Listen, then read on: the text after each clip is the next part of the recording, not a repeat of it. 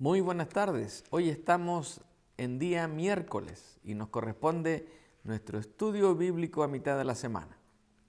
En esta tarde nuestra producción ha hecho un cambio y queremos animarlos a reconocer ese cambio y llamarnos al teléfono de nuestra producción para que digan cuál es ese cambio. Si aciertan, todos los que aciertan recibirán un bono de $500 para gastarlo en Biblias, himnarios o cualquier otra cosa que necesiten.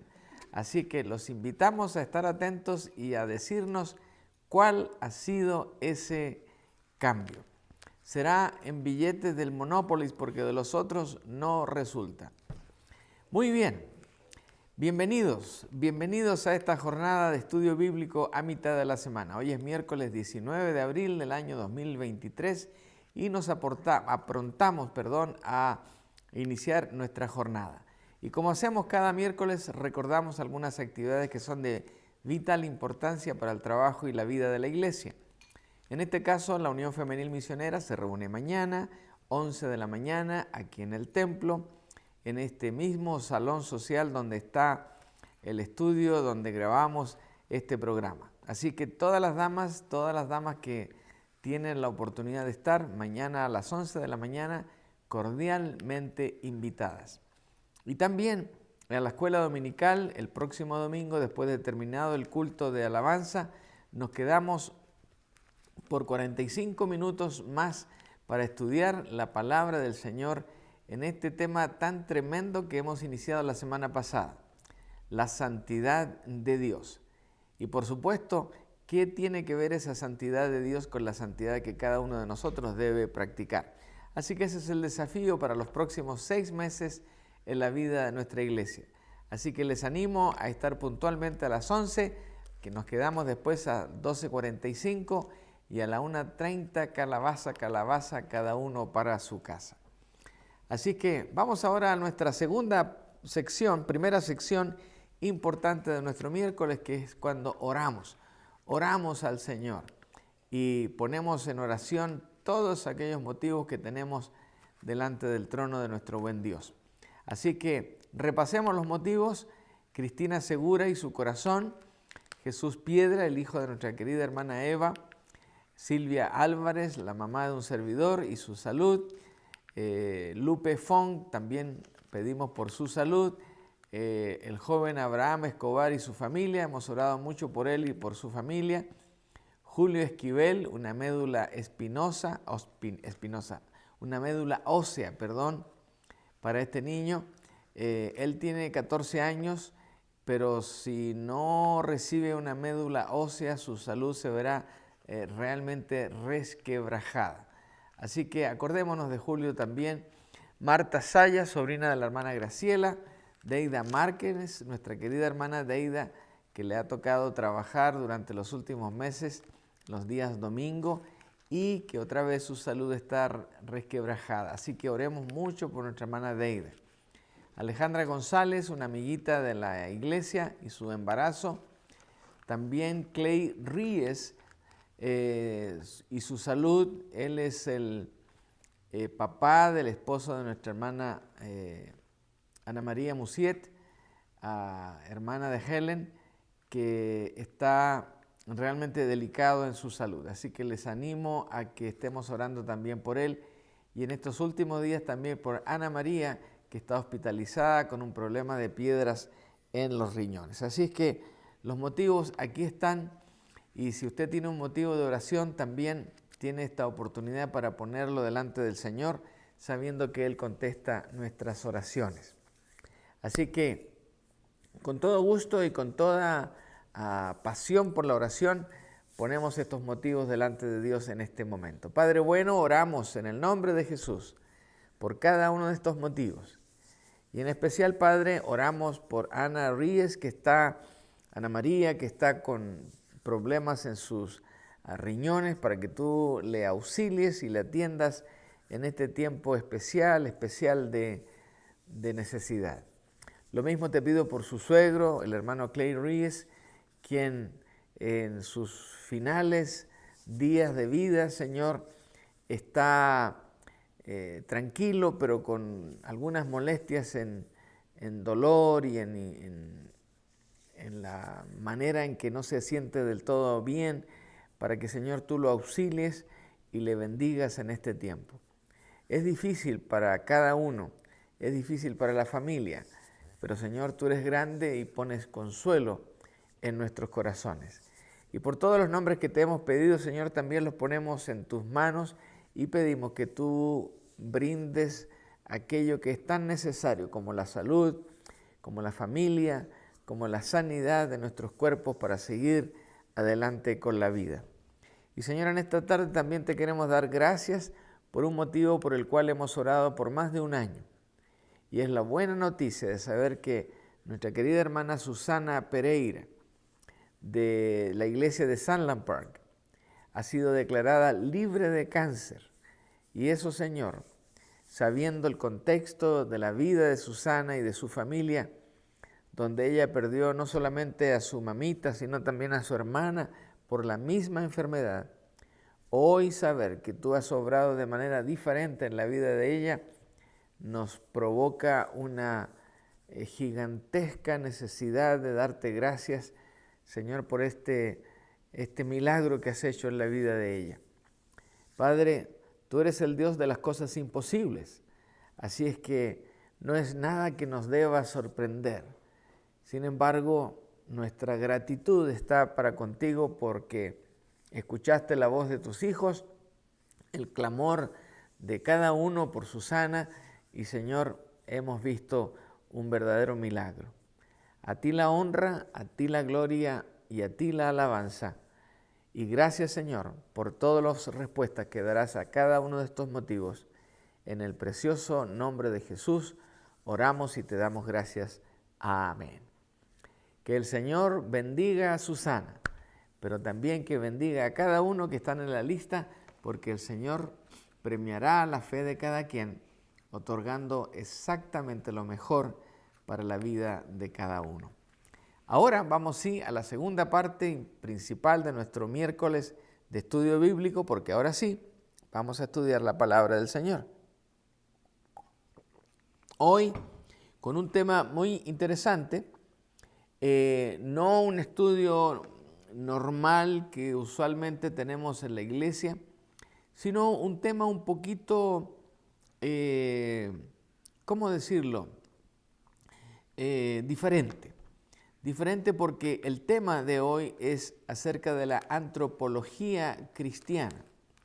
Y si usted está buscando un significado con la ilustración que tenemos ahí en la pizarra electrónica, ¿qué tienen que ver esas manos de alguien mayor entrejuntadas con las manos de un menor y esa espiga que representa la vida? ¿Qué tiene que ver esto con la antropología cristiana? Bueno, y también preguntarnos, ¿por qué es importante este tema? Fíjense que la antropología en las universidades, en los colegios y en toda institución donde la filosofía, el estudio de las humanidades y de la vida es una materia muy, muy importante. Pero cuando le ponemos un apellido especial a la antropología y decimos que hablamos de una antropología cristiana, es porque esta antropología no está basada en el pensamiento libre del ser humano, en el pensamiento caprichoso del ser humano, sino está fundamentada la antropología en la palabra de Dios. Por eso hablamos de una antropología cristiana, porque no tomamos el valor de la humanidad simplemente porque somos seres humanos, sino porque hay un valor intrínseco que Dios da a la vida de todas las personas. Aunque los creyentes no crean esto, pues es la realidad y nosotros los cristianos pues creemos a pie juntilla nuestra dependencia en el soberano Dios. Así que por eso es un tema muy interesante y comenzamos con esto como una pequeña definición.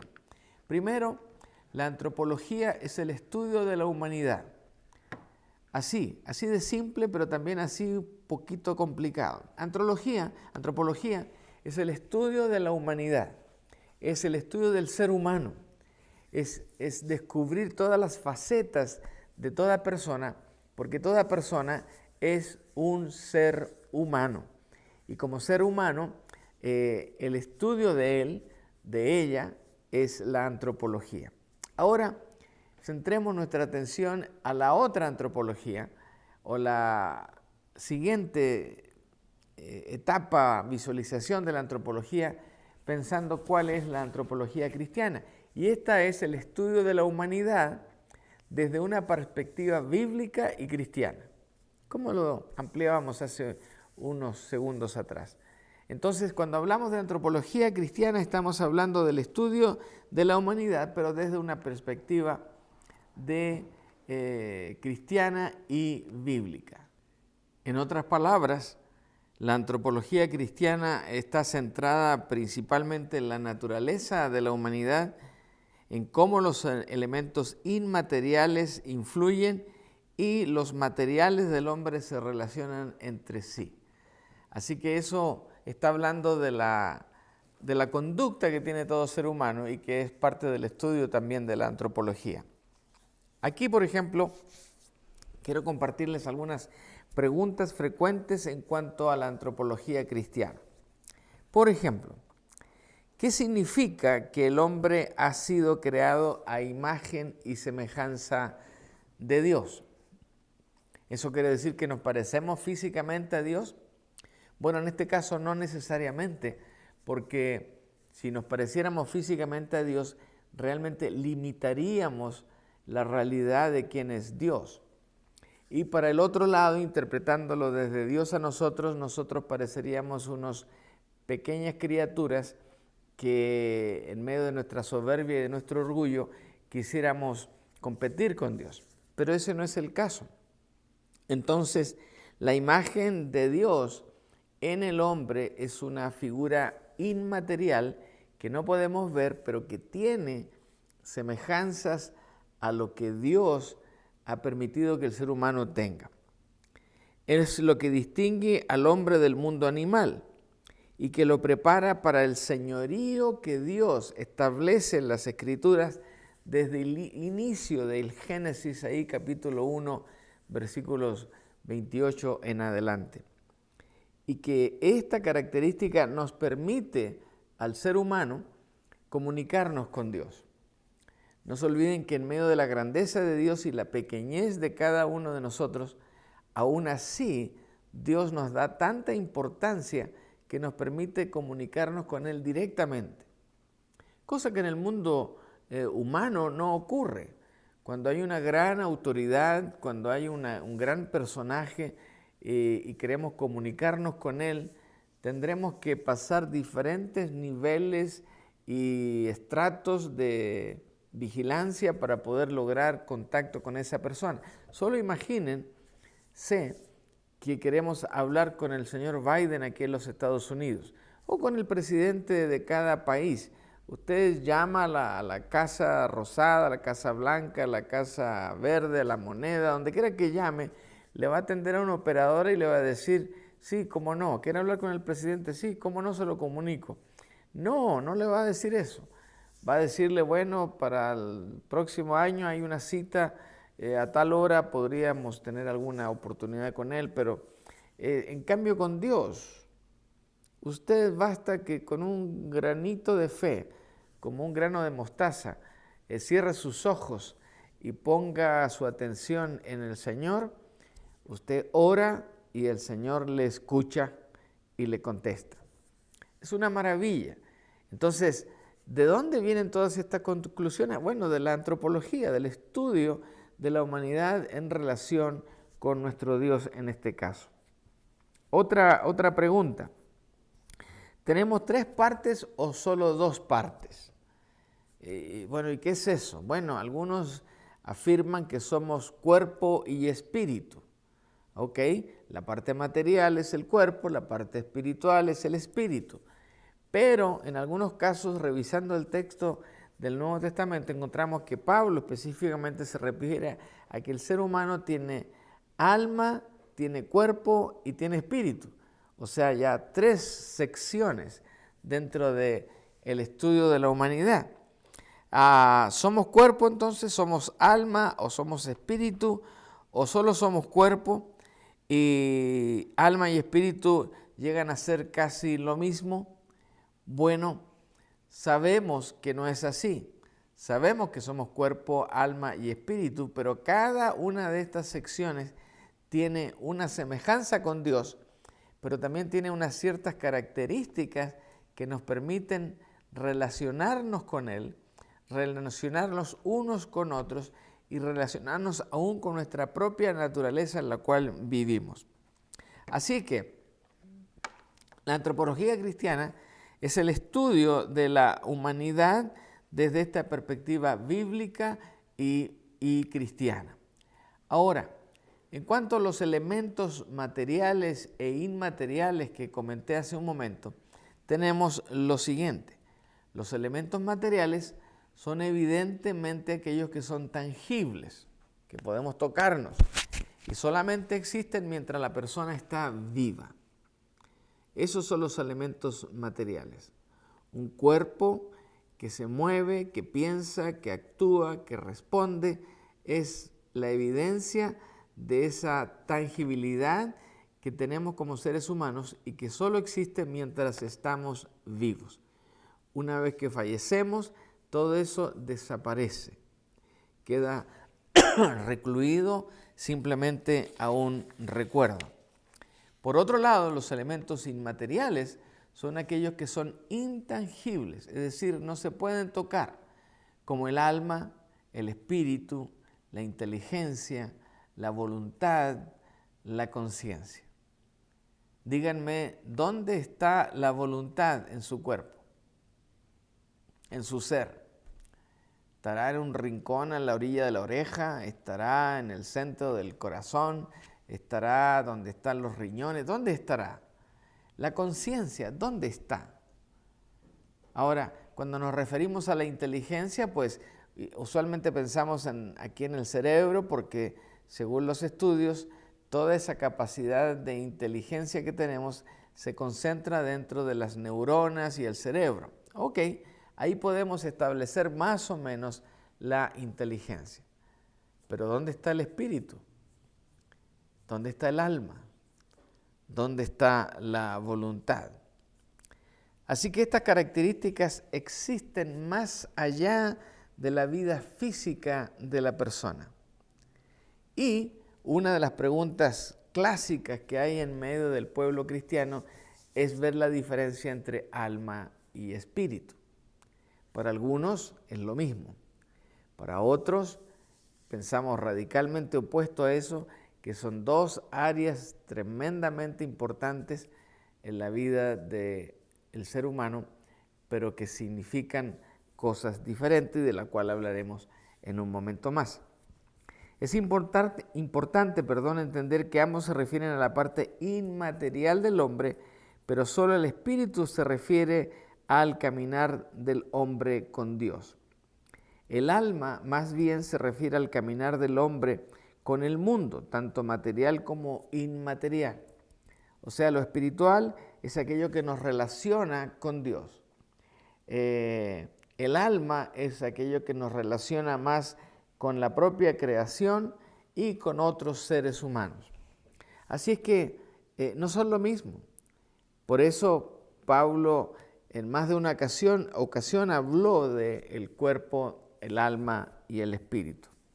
Ahora otra pregunta que tiene que ver con la humanidad y que hasta el día de hoy provoca muchos problemas. Aún más, yo hace unos días atrás tuve que ir a una consulta médica de estos especialistas que se dedican a hacer ejercicios y movimientos, ¿cómo se llama eso? Quiroprácticos y toda esa ciencia, pero me hicieron llenar, no les exagero, como 5 páginas de información de dolores, de enfermedades, de cosas que sentía que estaban pasando en mis movimientos, etc. Una cantidad impresionante de datos. Pero ¿saben qué? Una de las preguntas que me llamó muchísimo la atención y fuera de las primeras es que anotara yo cuál era mi raza. ¿Qué raza es usted? Pues yo le contesté que era de la raza humana. Yo sé que no estaban ellos preguntando eso, porque la pregunta está mal hecha, pero es lo común que se pregunta. ¿Qué raza? ¿Para qué? Para referirnos a un asiático, un afroamericano, un latino, un hispano, pero esas no son razas. La raza única que hay realmente, a no ser que aparezcan esta tarde gente de Marte o de Júpiter o de alguna otra capacidad espacial, somos de la raza humana, no importa el color, no importa la altura, no importa nada de eso, porque somos, o como origen somos de la raza humana, la raza que Dios creó. La Biblia no nos da explícitamente el origen de las diferentes razas o colores de la humanidad. Por eso la afirmación normal de la Escritura es que solo existe una raza, y la raza es la raza humana. Ahora, dentro de la raza humana hay una diversidad de colores, de piel y de otras características físicas. La antropología cristiana aborda el tema de quiénes somos y cómo nos relacionamos con Dios. Por ello es importante saber si las personas por naturaleza son buenas o pecadoras, y así determinamos cómo se puede restaurar nuestra relación con Dios. El saber si las almas de los seres humanos continúan después de la muerte determina en gran parte nuestra visión de nuestro propósito en el mundo. Así que todo esto para decir que la antropología cristiana, nos ayuda a entendernos a nosotros mismos desde la perspectiva de Dios. Así es que cuando profundizamos en este tema un poco, podemos obtener una comprensión más clara de nuestra propia naturaleza caída. Porque cuando empezamos a hablar de todo esto nos damos cuenta que ciertamente tenemos una naturaleza que estaba en otra situación antes de caer. Y cuando caímos, cuando nuestros antepasados, Adán y Eva, pues sucumbieron frente a una tentación y fueron expulsados del jardín del Edén. Ahí su propia naturaleza como seres humanos cambió. Dice la Escritura que ellos antes, cuando estaban en el jardín del Edén, esas condiciones de tiempo, de salud, de hambre, eran situaciones diferentes. Aún en el jardín del Edén no había muerte. Así que el plan de Dios es que Adán y Eva iban a estar allí por los siglos de los siglos. Sin embargo, un error craso de ambos provocó que Dios los expulsara del jardín del Edén. Y claro, pareciera ser que solo estamos hablando, y perdón que mueva esto, pero quiero graficarlo diciendo, ellos tuvieron que salir y se enfrentaron a un mundo casi igual a este. No era casi igual, era muy diferente. Primero que nada, aquí no había que trabajar para conseguir el alimento. Aquí afuera sí hay que trabajar para conseguir el alimento, cosa que hacemos hasta el día de hoy, ¿no? Y si no trabajamos, aún más la Biblia viene y le dice al ser humano, el que no trabaja, que no coma. Entonces, esa es la tremenda diferencia entre un lado y otro. Una diferencia más que olvidamos mucho en el análisis. Aquí no existía la muerte, pero una vez que Adán y Eva salieron, aunque vivieron muchos años, mucho más que nosotros, sin embargo igual llegó un día cuando fallecieron. Fíjense que hay épocas en el Antiguo Testamento, especialmente en Génesis, donde podemos recordar vidas que llegaron hasta los 900 años. 900 años cumplieron varios de ellos. Era una vida larga. Pero ahora, si ya estamos en los 80, estamos celebrando. Si estamos en los 90, pues ya saltamos en una pata. Y después de eso, ni en una pata podemos saltar.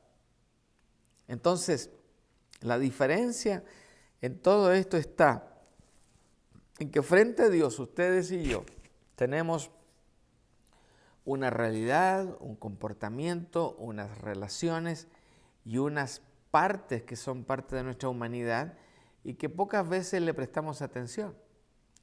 Porque si nos duele un pie, eso es motivo de atención 24 horas al día. Si se nos encarna una uña por allí y nos trae dolor, esa es la preocupación más grande. Pero ¿cuándo nos preocupamos por esa parte espiritual de la vida? ¿Cuándo nos preocupamos de nuestra alma? Si no estamos en contacto con Dios, pues eso pasa desapercibido y solo prestamos atención a esa tripita que suena cuando tenemos hambre, a ese dolor que nos indica que estamos con una herida o con algo que está fastidiando, pero en el contexto de toda nuestra existencia, no solo eso está ocurriendo en nuestra vida, está ocurriendo mucho más como seres humanos delante de Dios.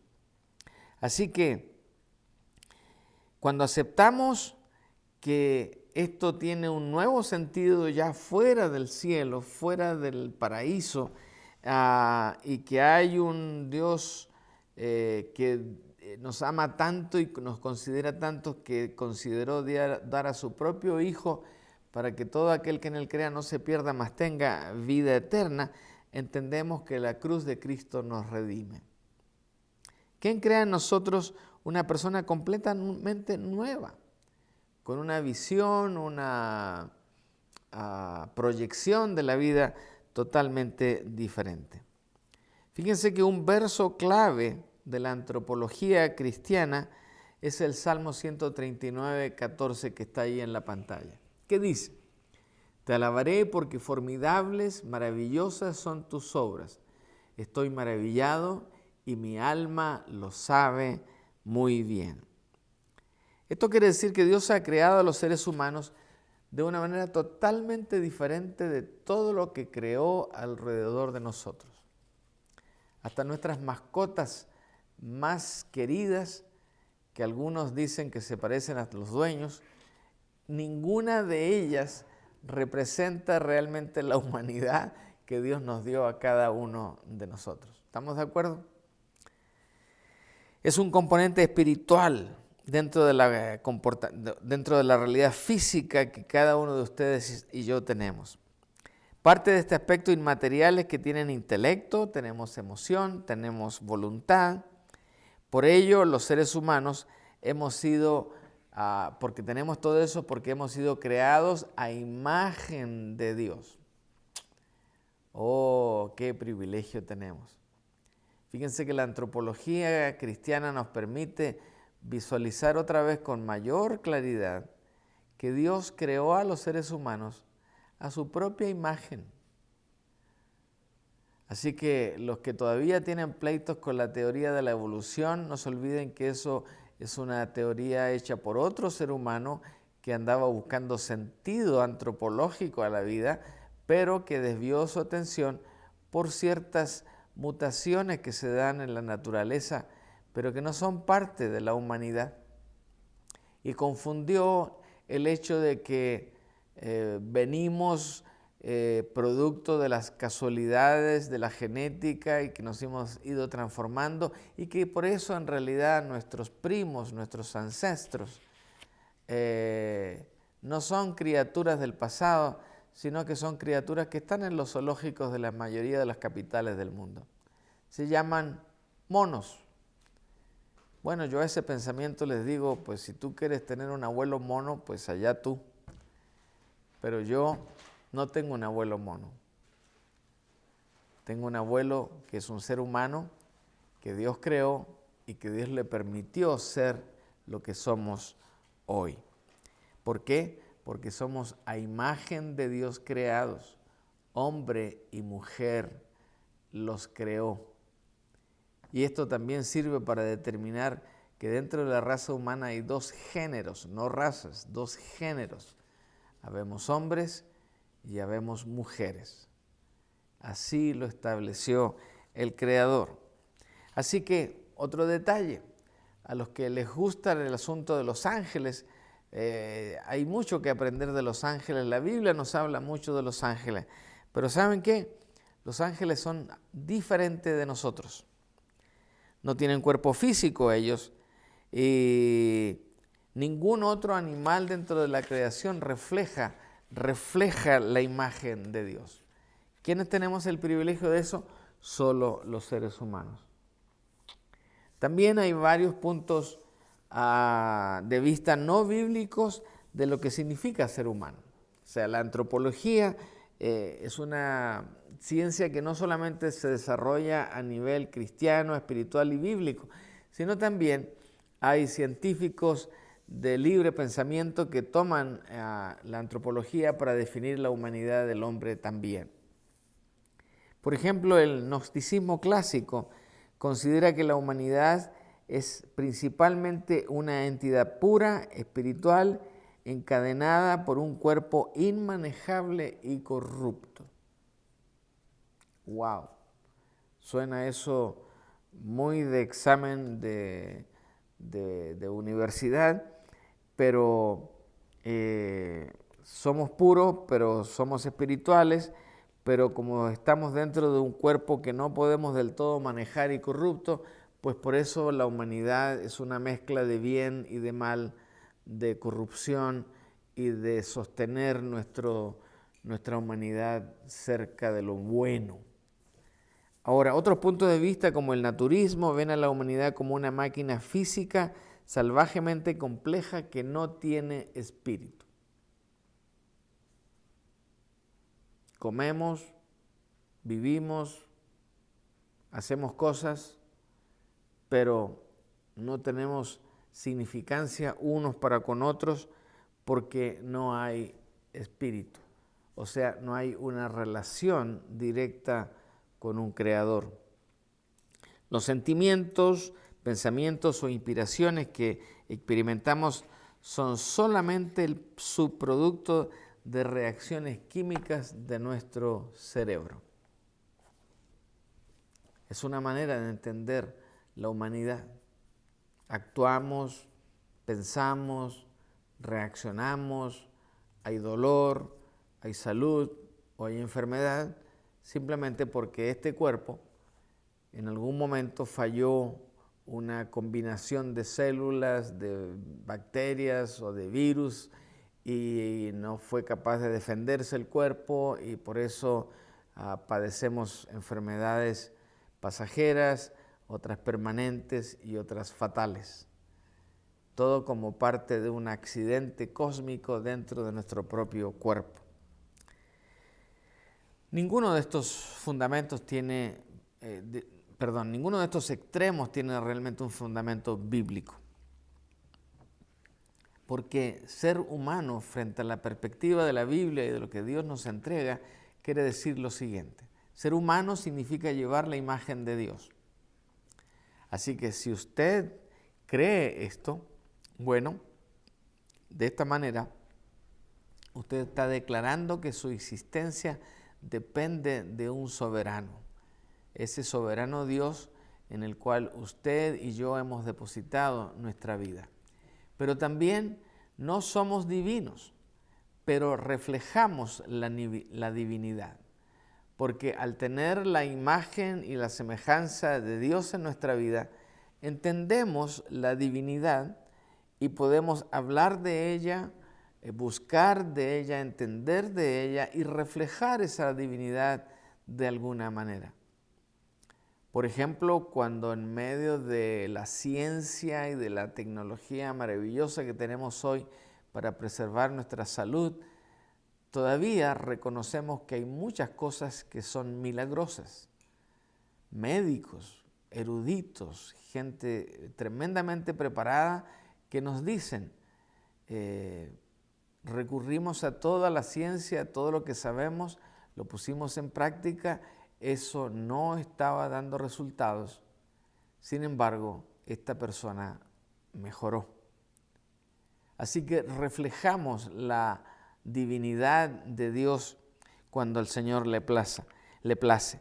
Dios tiene mente, emociones y voluntad, lo vemos claramente en las Escrituras. Y como nosotros somos hechos a imagen y semejanza de Él, también entendemos que tenemos una mente, emociones y voluntad. Así que como portadores de la imagen de Dios, nosotros también tenemos intelecto, emociones y voluntad.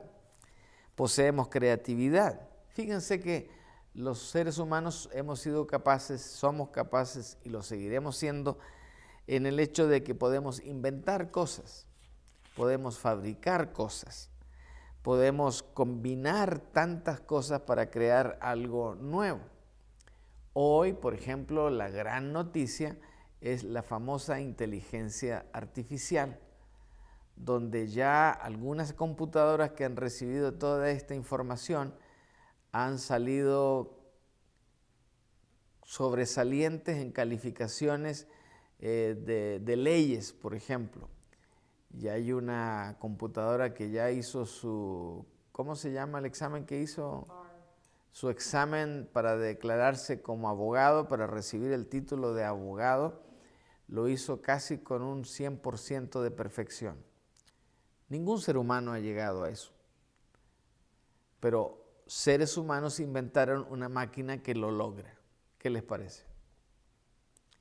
Hay una computadora que tiene otra disposición de inteligencia artificial que conoce y sabe más de medicina que cualquier erudito médico ser humano. ¿Quién hizo esa computadora? Médicos que le pusieron a ese sistema todo su conocimiento, libros, enciclopedias, experimentos.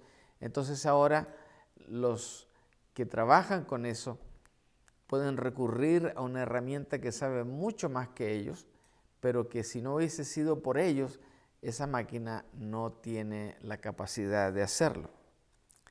Así que poseemos creatividad, fabricando cosas, inventando, combinando. La noticia de esta mañana, sin ir más lejos, fue que hay un pleito ahora porque una computadora fue cargada con la voz de dos personas y le dijeron que podía hacer una canción. Y la canción fue escrita, tocada, interpretada por esta computadora.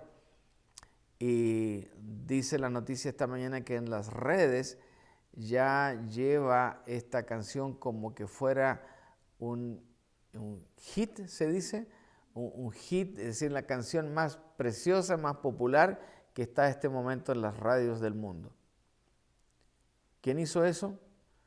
¿Un gran compositor? No. ¿Un gran intérprete? Tampoco.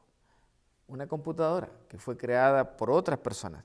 Así que la capacidad del hombre para crear está llegando hoy a unos límites tan extraordinarios, pero también ciertamente peligrosos, donde tenemos esta capacidad de crear, de establecer cosas nuevas que no pensábamos que se podían lograr hace unos cuantos años atrás. También poseemos el don del lenguaje, relacionando los pensamientos de una mente autoconsciente con otra, aprendiendo miles de palabras y acuñando nuevas palabras cuando las necesitamos.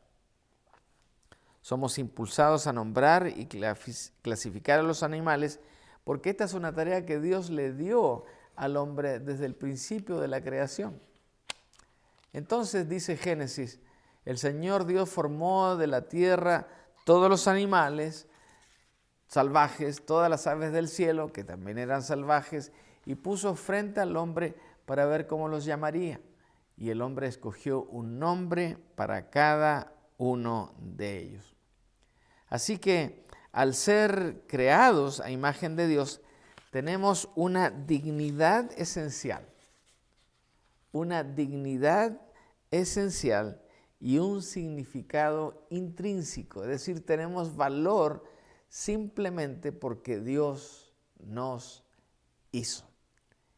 Y ese es el gran descubrimiento de la antropología. El ser humano, hermanos, significa tener un propósito. Fíjense que la misión que Dios le asignó a Adán y a Eva fue este: fructificad y multiplicaos, llenad la tierra y sojuzgadla, y señoread de los peces del mar, en los aves de los cielos y en todas las bestias que se mueven sobre la tierra. Fíjense la tarea que Dios nos dio: fructificad, multiplicaos. Es decir, traer hijos a la humanidad y que eso tenga frutos. Llenamos la tierra, la sojuzgamos, es decir, la administramos y señoreamos sobre los peces del mar, sobre las aves y todas las bestias que se mueven sobre la tierra. Es decir, tenemos un poder casi plenipotenciario sobre toda la creación, lo cual no solo nos da ese tremendo derecho, sino también nos da una tremenda responsabilidad de cuidar la creación. Cuando algunos hablan y dicen y piensan que hoy la humanidad está cuidando de su medio ambiente, pareciera una noticia de hoy. Pero el Señor entregó esta tarea al ser humano desde el principio de la creación. Así que cuando hay problemas en nuestro aire que respiramos, en nuestras aguas que bebemos, en las tierras que cultivamos, es porque nosotros no hemos cumplido nuestro trabajo de sojuzgar y de señorear sobre la creación. Así que somos más que los proveedores del planeta. Nuestro propósito incluye conocer a Dios y tener una relación profunda con Él. ¿Para qué? Para no fallar en la tarea que Él nos ha dado. Ahora, ¿qué otra tarea tiene el ser humano? Bueno, el ser humano tiene otra tarea que es la de glorificar a Dios. ¿Por qué? Porque en Él, en Jesús, fuimos creados. Ustedes, yo y todas las cosas. Tenemos esa función de darle a Dios y a Jesucristo, su Hijo, toda la gloria, toda la honra, toda la alabanza, por lo que disfrutamos y por lo que usaremos y por lo que comeremos y por lo que viviremos, porque todo finalmente viene del Altísimo. Por eso, otra buena característica de ser humano es que un ser humano tiene necesidades. Tenemos necesidades. ¿Y quién vela por esas necesidades? Bueno, Dios, que es autosuficiente, nos provee de lo que necesitamos. Pero capturar eso para realmente usarlo es tarea que tenemos que hacer cada uno de nosotros. También ser humano significa ser moralmente responsable. Tenemos la capacidad de discernir lo que está bien y lo que está mal. Por ejemplo, el ser humano descubrió que en su pequeñez podía capturar viva una ballena y lo logró por siglos, hasta que perfeccionó de tal manera su técnica y cada día fue más popular el conocimiento de todo lo bueno que se le podía sacar a una ballena, que la sacó en tantas cantidades que de repente alguien dijo, ¿saben qué? Se están acabando las ballenas y ya no tendremos aceite, no tendremos carne, no tendremos distintos materiales que se sacan de la estructura ósea de una ballena. Entonces alguien dijo, tenemos que dejar de cazar tantas ballenas.